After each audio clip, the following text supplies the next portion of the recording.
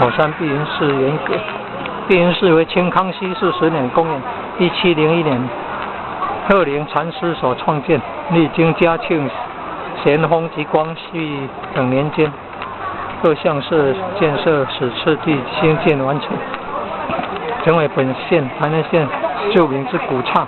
民国20年年有建筑成就，庙宇重新改建，4年大殿改建完竣，43年天公庙建竣，蒙总统蒋中正先生赐赠凌霄宝殿匾额一座。55年兴建地藏王宝殿。民国43年成立火山碧云寺管理委员会。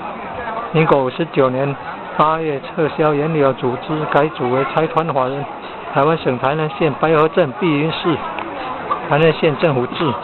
中华民国74年6月，火山碧云寺台河关之岭火山碧云寺香火鼎盛。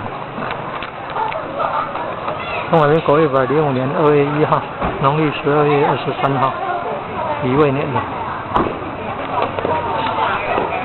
公元2016年2月1号，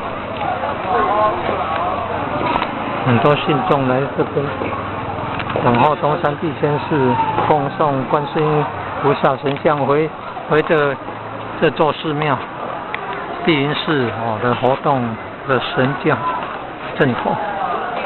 快12点喽，还没有抵达呢。我靠，现在看表刚好12点了，还没有抵达。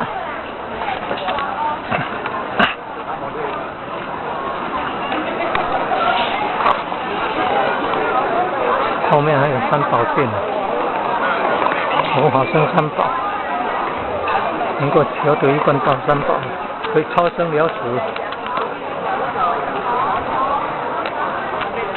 归佛不堕地狱，归佛